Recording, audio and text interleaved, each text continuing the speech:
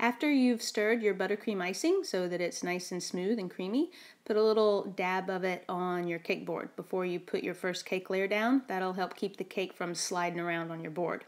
And I'm just going to sandwich these two cake layers together with a bit of buttercream. Now I'm just going to apply a crumb coat of buttercream to the sides of the cake. These are two more scrap cake layers that I had in my freezer.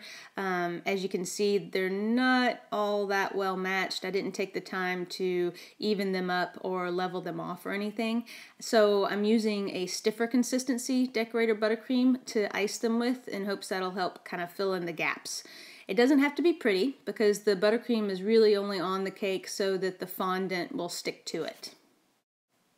And I just need to smooth down this icing here that was left over from where I iced the top, and then I'll be ready to cover the cake in fondant.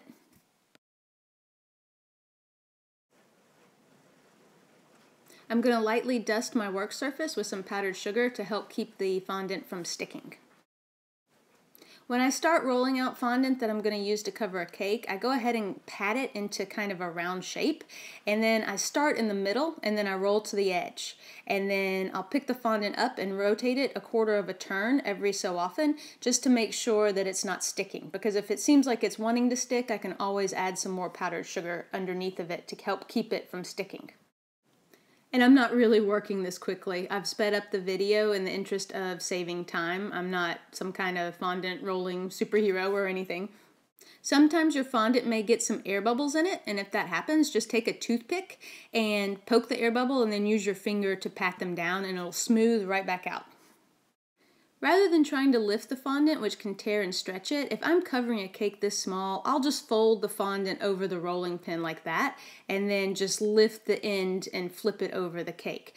And I have rolled out way too much fondant, so I'm going to need to get a pizza cutter and trim off all this excess so it doesn't dry out while I'm trying to smooth the fondant that's covering the cake.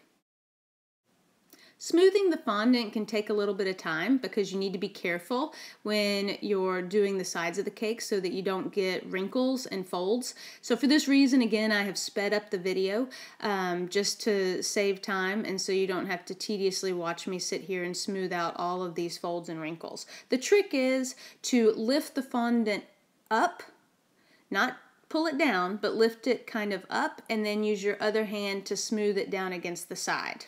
And then once you have the cake, for the most part, smooth, you can remove any excess and then take your fondant smoother tool and really work on getting the fondant nice and smooth and neat. Once the fondant is all smoothed out, oops, just got a big tear there. That's going to be the back of the cake. But now that I have the fondant all smoothed out, I'm using a small angled offset spatula to trim away any excess down around the base of the cake. I prefer this tool for this particular job over the pizza cutter. I can be a little bit more accurate with the angled spatula.